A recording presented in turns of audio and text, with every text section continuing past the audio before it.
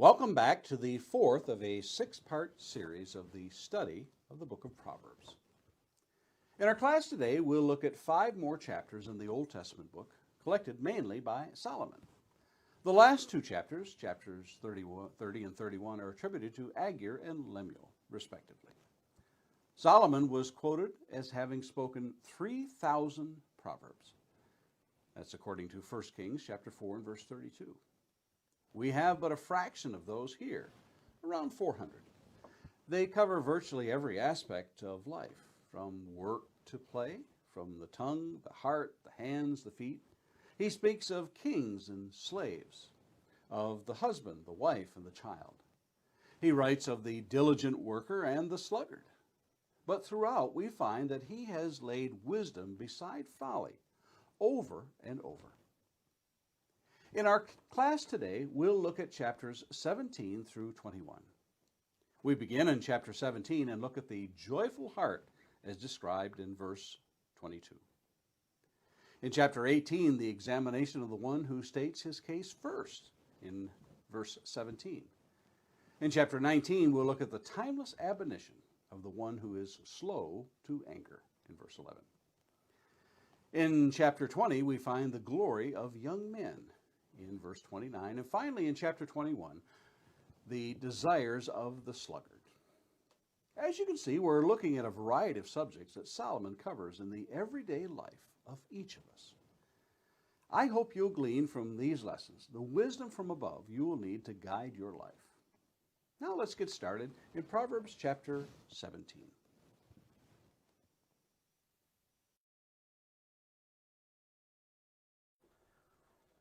A study in Proverbs. Proverbs 17, a joyful heart. Better is a dry morsel with quiet than a house full of feasting with strife. A servant who deals wisely will rule over a son who acts shamefully, and will share the inheritance as one of the brothers. The crucible is for silver, and the furnace is for gold, and the Lord tests the hearts. An evildoer listens to wicked lips, and a liar gives ear to a mischievous tongue. Whoever mocks the poor insults his maker. He who is glad at calamity will not go unpunished.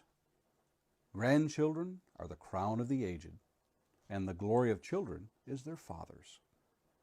Fine speech is not becoming to a fool. Still less is false speech to a prince. A bribe is like a magic stone in the eyes of the one who gives it. Wherever he turns, he prospers. Whoever covers an offense seeks love, but he who repeats a matter separates close friends. A rebuke goes deeper into a man of understanding than 100 blows into a fool. An evil man seeks only rebellion, and a cruel messenger will be sent against him. Let a man meet a she-bear robbed of her cubs rather than a fool in his folly. If anyone returns evil for good, evil will not depart from his house. The beginning of strife is like letting out water, so quit before the quarrel breaks out.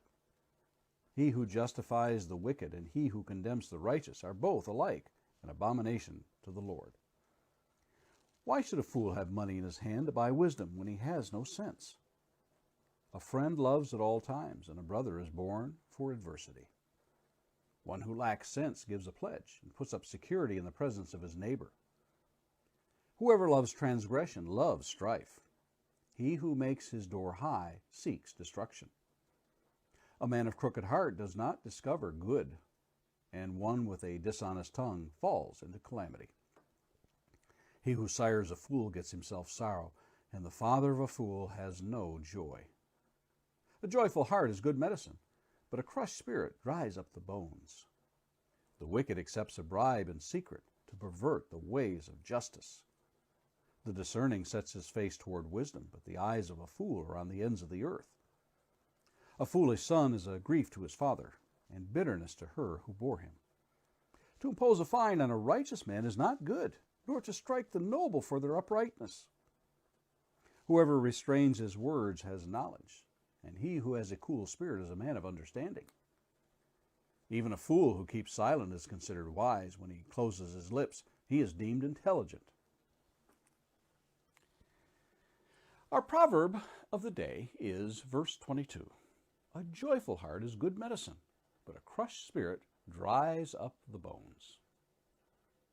There are degrees of laughter. First might be the smile, then a chuckle, building to a giggle. Perhaps a cackle might come next, a belly laugh, and a roar in the end, tears and gasping for air. There are variations within these for sure, but you get the general idea. I've read many good articles on the benefits of laughter and humor.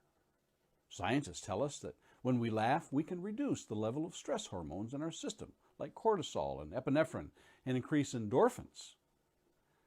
We're told that laughter can give a release to us, to cleanse us, just like a good cry. You might be glad to know that you can even get a good workout with laughter, strengthening your diaphragm, abs, and shoulder, and even the heart.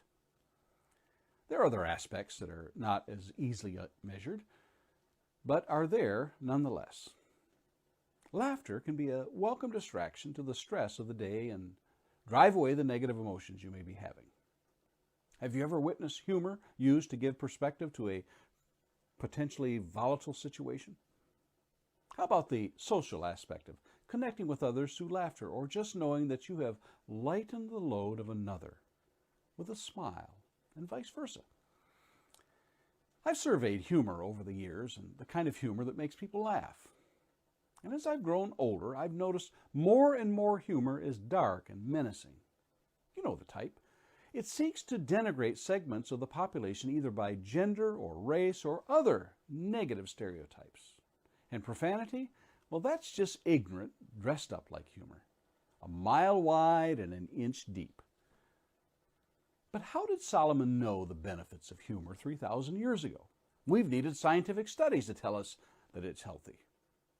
Hear what else Solomon says about the contrast of heavy and happy hearts. In chapter 12 and verse 25 we read, "Anxiety in a man's heart weighs him down, but a good word makes him glad." Chapter 15 and verse 13 tells us, "A glad heart makes a peaceful face, but a sorrow of heart, the spirit is crushed." In chapter 15 and verse 15, "All the days of the afflicted are evil, but the cheerful of heart has a continual feast." Do you think God doesn't have a sense of humor? Have you ever watched a penguin walk? Or how about otters playing or dolphins jumping? And think about the shapes found up in the clouds. How about Jesus? You ever pictured someone straining on a gnat and swallowing a camel? Or imagined a camel going through the eye of a needle? You think children would be attracted to a stern, angry man? I don't think so. They came to a happy, joyful man, full of cheer. That's Jesus. But cheerful hearts aren't always those that are laughing. Joy and cheers aren't always measured on that scale from smile to breathless roar, as I mentioned in the beginning. Simple joys can be quiet moments spent alone or with loved ones. Cheer can be found in relationships or work or singing or relaxing, and on it goes. One of the most rewarding joys we can find is that of pleasing the Lord. The other side of the joyful heart is that of the crushed spirit. The devastating effects are as well known for this as the benefits of the cheerful heart. Can't you just picture the dried up bones? The very thought conjures up the portrait of death. You can just see that look of crushed spirit on the faces of those who are suffering the malady of broken hearts. The cheerful heart and the crushed spirit couldn't be further apart. Which of these two light up your life? And Lord willing, we'll meet here again tomorrow.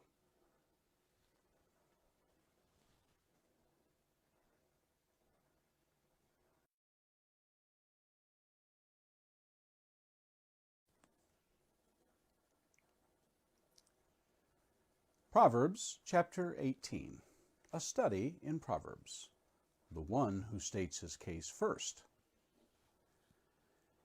Whoever isolates himself seeks his own desire. He breaks out against all sound judgment. A fool takes no pleasure in understanding, but only in expressing his opinion. When wickedness comes, contempt comes also, and with dishonor comes disgrace. The words of a man's mouth are deep waters. The fountain of wisdom is a bubbling brook. It is not good to be partial to the wicked, or to deprive the righteous of justice. A fool's lips walk into a fight, and his mouth invites a beating. A fool's mouth is his ruin. His lips are a snare to his soul. The words of a whisper are like delicious morsels. They go down into the inner parts of the body. Whoever is slack in his work is a brother to him who destroys. The name of the Lord is a strong tower. The righteous man runs into it and is safe. A rich man's wealth is his strong city, and like a high wall in his imagination. Before destruction a man's heart is haughty, but humility comes before honor. If one gives an answer before he hears, it is folly and shame. A man's spirit will endure sickness, but a crushed spirit who can bear? An intelligent heart acquires knowledge, and the ear of the wise seeks knowledge. A man's gift makes room for him and brings him before the great. The one who states his case first seems right, until the other comes and examines him. The lot puts an end to quarrels and decides between powerful contenders. A brother offended is more unyielding than a strong city, and quarreling is like the bars of a castle. From the fruit of a man's mouth his stomach is satisfied. He is satisfied by the yield of his lips. Death and life are in the power of the tongue, and those who love it will eat its fruits. He who finds a wife finds a good thing and obtains favor from the Lord. The poor uses entreaties, but the rich answer roughly. A man of many companions may come to ruin, but there is a friend who sticks closer than a brother. Our proverb of the day is verse 17. The one who states his case first seems right, until the other comes and examines him. Yep, he's guilty. I just heard the prosecutor present the evidence. That's all I need to hear. Does that sound familiar? What is it in our human nature that we have not been able to overcome this tendency to believe the first person to tell their story? It may be that what they're telling is true.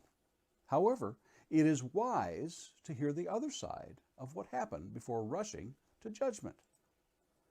A saying that I keep in mind is, no matter how thin a pancake is, there's always two sides. This is the essence of what we find in certain passages of the law of Moses. Deuteronomy 19:15 tells us, a single witness shall not suffice against a person for any crime or for any wrong in connection with any offense that has been committed. Only on the evidence of 2 witnesses or 3 witnesses shall a charge be established. Why?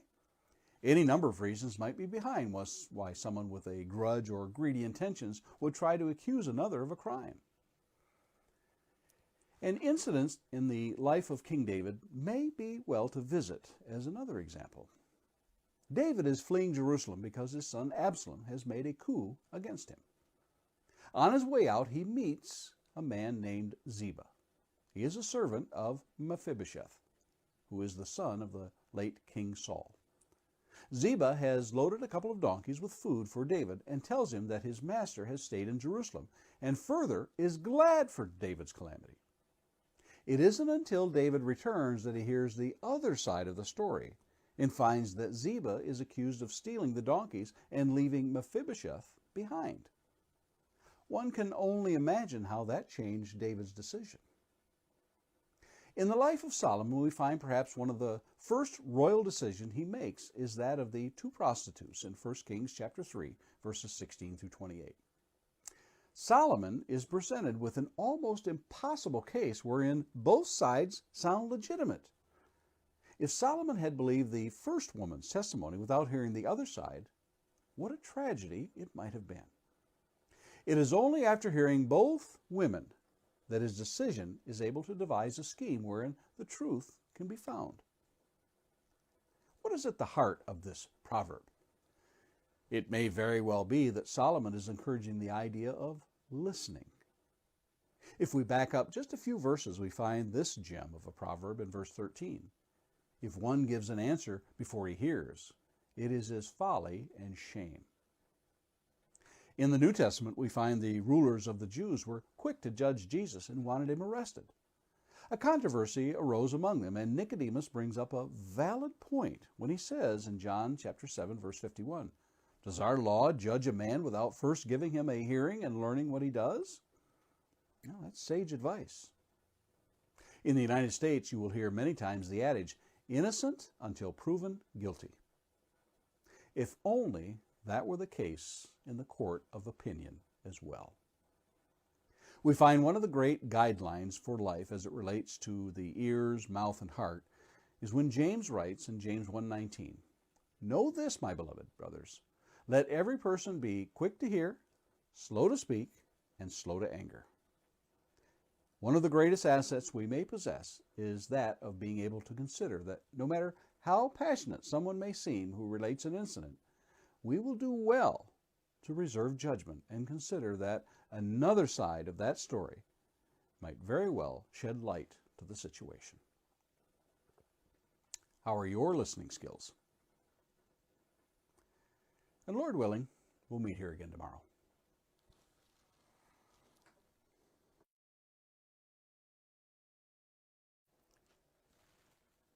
A study in Proverbs, chapter 19, Slow to Anger. Better is a poor person who walks in his integrity than one who is crooked in speech and is a fool. Desire without knowledge is not good, and whoever makes haste with his feet misses his way. When a man's folly brings his way to ruin, his heart rages against the Lord. Wealth brings many new friends, but a poor man is deserted by his friend. A false witness will not go unpunished, and he who breathes out lies will not escape. Many seek the favor of a generous man, and everyone is a friend to a man who gives gifts.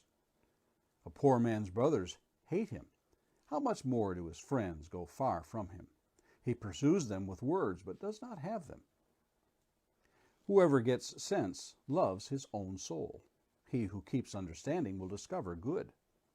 A false witness will not go unpunished, and he who breathes out lies will perish. It is not good for a fool to live in luxury, much less for a slave to rule over princes.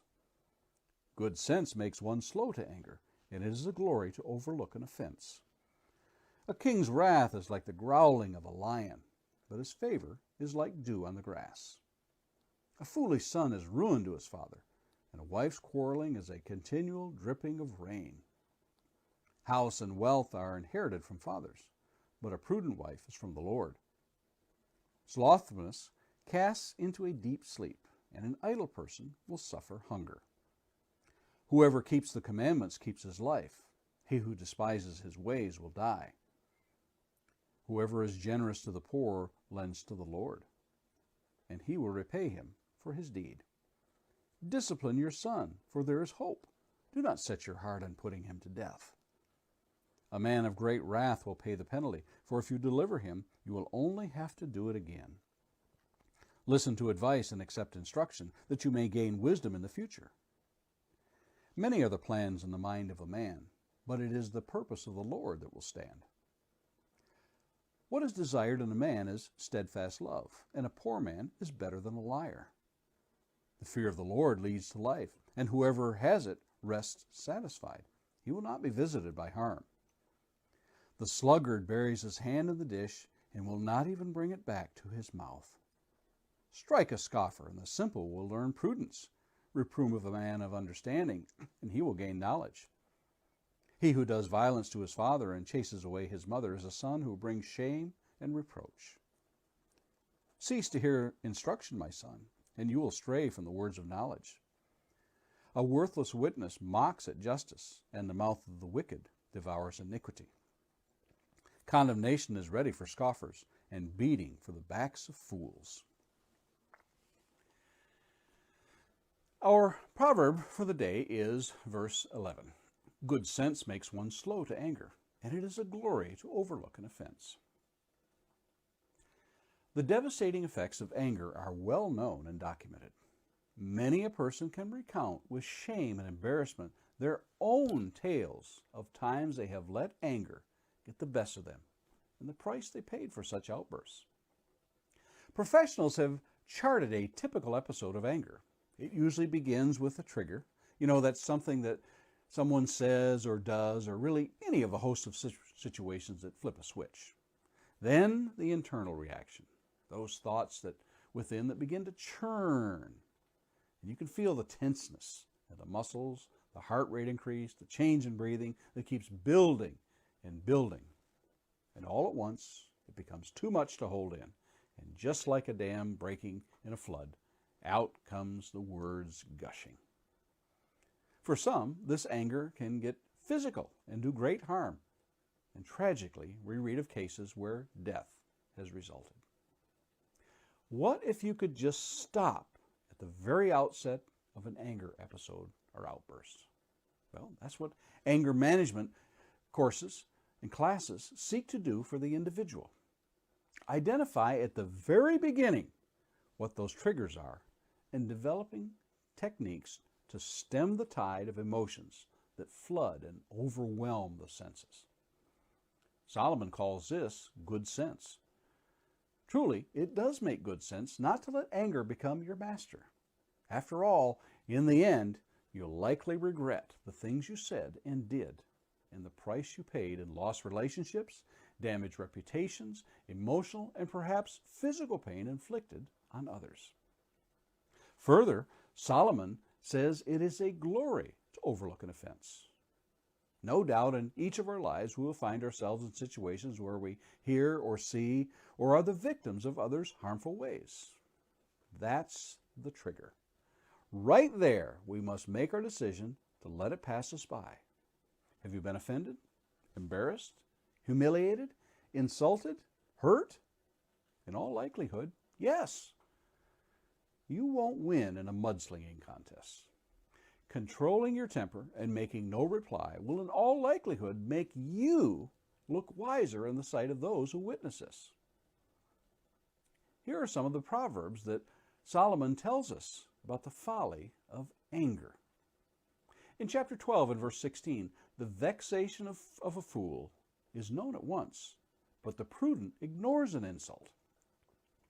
Chapter 14 and verse 17, a man of quick temper acts foolishly, and a man of evil devices is hated. Chapter 14 and verse 29, whoever is slow to anger has great understanding, but he who has a hasty temper exalts folly. Chapter 15 and verse 18, a hot-tempered man stirs up strife, but he who is slow to anger quiets contention. Chapter 16 and verse 32, whoever is slow to anger is better than the mighty, and he who rules his spirit than he who takes a city. Chapter 25 and verse 28, a man without self-control is like a city broken into and left without walls. Chapter 26 and verse 21, as charcoal to hot embers and wood to fire, so is a quarrelsome man for kindling strife. And finally, chapter 29 and verse 22, a man of wrath stirs up strife, and one given to anger causes much transgression. Solomon sure has a lot to say about anger and the trouble it causes. Don't you think? Do you have a quick fuse when you're angered? And Lord willing, let's meet here again tomorrow.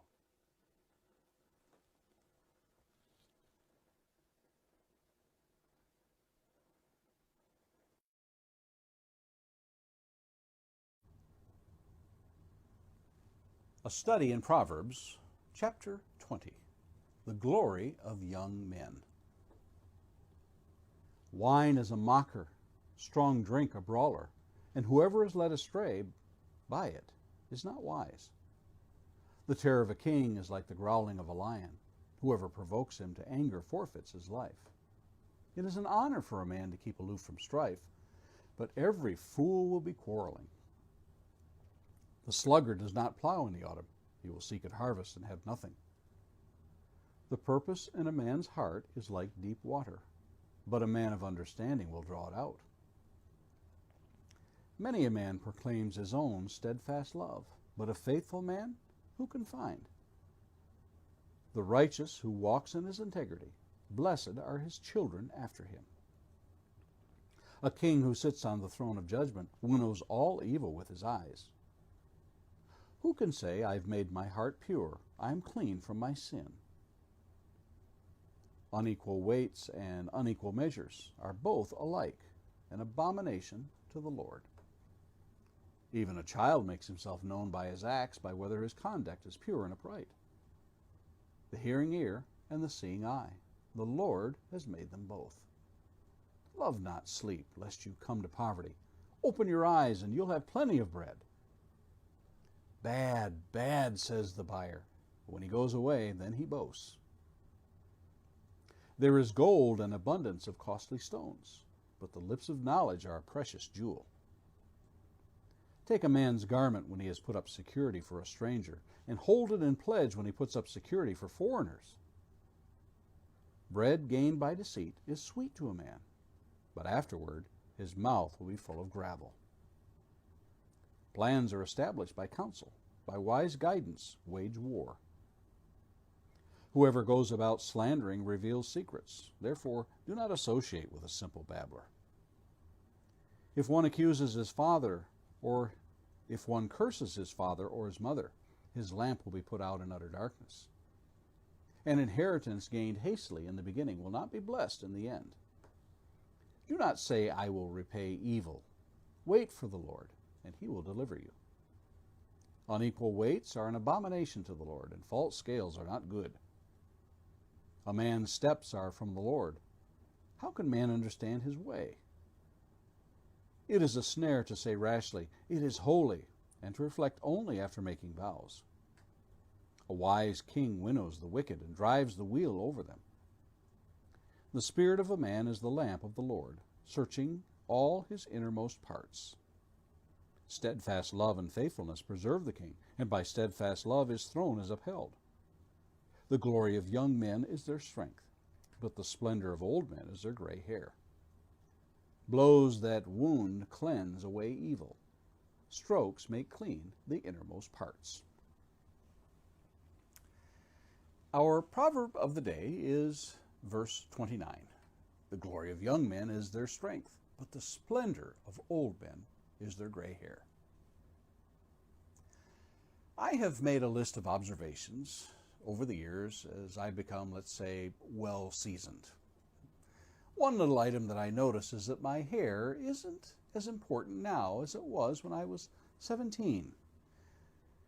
If you could see me now, you'll understand. As they say, I'm follically challenged. But at 17, much time and money was spent on those flowing curls of wavy blonde hair. Such is the ways of youth. You may not be able to tell now, but at one time I was in pretty good shape. I prided myself in taking care of my muscle tone. I'm still in pretty good shape. It's just that shape I'm in is more of an oval than a V-shape. It's not unusual in our modern world and culture to laud the physical abilities of the young as it pertains to sports and athletics. The body seems almost invincible to young people. Athletes in their prime are put on pedestals and admired by many. Those days seem so fleeting, however, when time catches up with them. And rest assured, time will catch up with us all. Some sports figures try to hang on long after their bodies have told them it's time to retire. We may see the then and now pictures and wonder where those chiseled features went. Ah, but the splendor of the gray hair. It's safe to say that Solomon isn't glorying in gray hair, but in what gray hair represents. It is wisdom from experience. As a young man, I recall those who were older, and they chided me when I would expend great amounts of energies in frivolous pursuits. I was always in a hurry. I would consistently work harder and not smarter. Now I see what they meant. Age has a way of doing that. Solomon says in another proverb, in chapter 16 and verse 31, gray hair is the crown of glory. It is gained in a righteous life. There's something to be said about the honor shown to those who are advanced in years. In fact, the law of Moses commanded respect for the aged. In Leviticus 19:32 we read, "You shall stand up before the gray head and honor the face of an old man, and you shall fear your God. I am the Lord." Elihu makes a very interesting observation in the book of Job. We read in chapter 32 of the book of Job, verses 4 through 9. Now Elihu had waited to speak to Job because they were older than he. And when Elihu saw that there was no answer in the mouth of these three men, he burned with anger. And Elihu, the son of Barachel, the Buzite, answered and said, I am young in years, and you are aged. Therefore I was timid and afraid to declare my own opinion to you. I said, let days speak, and many years teach wisdom. But it is the spirit in man, the breath of the Almighty, that makes him understand. It is not the old who are wise, nor the aged who understand what is right. Elihu is respectful of the aged, yet he realizes that just because one is old does not necessarily imply they are wise. He rightly declares that it is the spirit in man, the breath of the Almighty, that makes one understand. Solomon lays over the principle of the desires of youth against the splendor of age. It's that time when one ceases searching for that fountain of youth and longs to drink from the well of wisdom. Which of these consumes your time? And Lord willing, let's meet again tomorrow.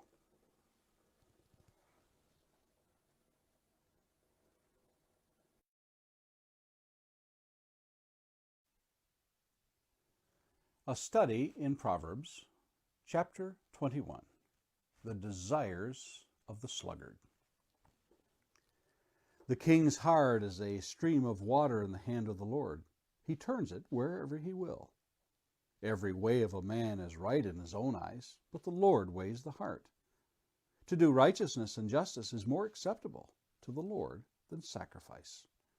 Haughty eyes and a proud heart, the lamp of the wicked, are sin. The plans of the diligent lead surely to abundance, but everyone who is hasty comes only to poverty. The getting of treasures by a lying tongue is a fleeting vapor and a snare of death. Violence of the wicked will sweep them away, because they refuse to do what is just. The way of the guilty is crooked, but the conduct of the pure is upright. It is better to live in a corner of the housetop than in a house shared with a quarrelsome wife. The soul of the wicked desires evil. His neighbor finds no mercy in his eyes. When a scoffer is punished, the simple becomes wise. When a wise man is instructed, he gains knowledge. The righteous one observes the house of the wicked. He throws the wicked down to ruin. Whoever closes his ear to the cry of the poor will himself call out and not be answered. A gift in secret averts anger, and a concealed bribe, strong wrath. When justice is done, it is a joy to the righteous, but terror to evildoers. One who wanders from the way of good sense will rest in the assembly of the dead. Whoever loves pleasure will be a poor man. He who loves wine and oil will not be rich. The wicked is a ransom for the righteous, and the traitor for the upright. It is better to live in a desert land than with a quarrelsome and fretful woman. Precious treasure and oil are in a wise man's dwelling, but a foolish man devours it. Whoever pursues righteousness and kindness will find life, righteousness, and honor. A wise man scales the city of the mighty and brings down the stronghold in which they trust. Whoever keeps his mouth and his tongue keeps himself out of trouble. Scoffer is the name of the arrogant, haughty man who acts with arrogant pride. The desire of the sluggard kills him, for his hands refuse to labor. All day long he craves and craves, but the righteous gives and does not hold back. The sacrifice of the wicked is an abomination. How much more when he brings it with evil intent? A false witness will perish, but the word of a man who hears will endure. A wicked man puts on a bold face, but the upright gives thought to his ways. No wisdom, no understanding, no counsel can avail against the Lord. The horse is made ready for the day of battle, but the victory belongs to the Lord. Our proverb for the day is verse 25. The desire of the sluggard kills him, for his hands refuse to labor. A man once remarked about a laborer, "He's not afraid to work. He'll lay right down beside it and take a nap." A foreman once remarked of one of his workers, "I better drive a stake next to you before I go so I can tell if you've moved when I get back." There's perhaps little that is as frustrating for an employer or a boss than that of a lazy worker. We're not talking about being unskilled, but unmotivated shirkers. Solomon has much to say about the motivationally challenged individual in Proverbs, at times called slothful, at other times called a sluggard. Proverbs chapter 12 and verse 24 tells us, "The hand of the diligent will rule, while the slothful will be put to forced labor." Chapter 12 and verse 27, "Whoever is slothful will not roast his gain, but the diligent man will get precious wealth." Chapter 13 and verse 4, "The soul of the sluggard craves and gets nothing, while the soul of the diligent is richly supplied." Proverbs 26 verses 13 through 16, "The sluggard says, 'There's a lion in the road, there's a lion in the streets.' As a door turns on its hinges, so does a sluggard on his bed. The sluggard buries his hand in the dish, it wears him out to bring it back to his mouth. The sluggard is wiser in his own eyes than 7 men who can answer sensibly." These sayings are as applicable in seemingly every generation, every age, every culture. The lazy, loafer, idle, indolent, and unmotivated, they stand in stark contrast to the hardworking, ambitious, industrious, diligent, energetic, let's get her done people. The slothful are undependable. The hardworking are trustworthy. The lazy cause friction when they force others to pick up the slack for what they won't do. The ambitious bring a spirit of camaraderie among their fellow workers. What is to be done? Earlier in Proverbs, Solomon presents one of the great treatises in work ethics. Going back to chapter 6, verses 6 through 11, we read, "Go to the ant, O sluggard. Consider her ways and be wise. Without having any chief, officer, or ruler, she prepares her bread in summer and gathers her food in harvest. How long will you lie there, O sluggard? When will you arise from your sleep? A little sleep, a little slumber, a little folding of the hands to rest, and poverty will come upon you like a robber, and want like an armed man." Is this enough to stave off the lazy tendencies of the slothful? Time will tell. But for those who are contemplating a life of avoiding work, Solomon gives them plenty to think about. God has endowed the lowly ant with the ability to know they must work for their bread. So too must man. At the heart of this proverb is the realization that one is a master of their fate as it pertains to what they can achieve in life. It is not taking God out of the equation, for it is plain that we trust in God and we lay our plans before Him for His blessing.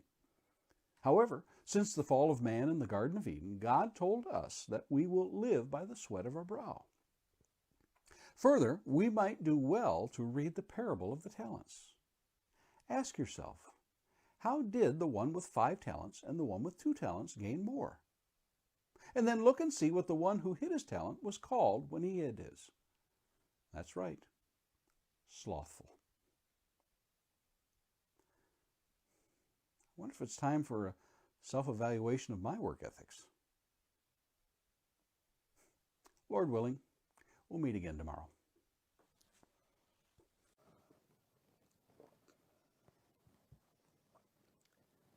There you have it. 5 chapters from Solomon's book of Proverbs from the Old Testament. It is our hope and prayer that these lessons prove to be useful by not only examining the individual proverb, but also simply in hearing each word of each verse as we read the chapters in their entirety. I hope that you'll agree that there is much more that one can hope to cover in the context of one class. Perhaps you'll take the time to pursue these on your own.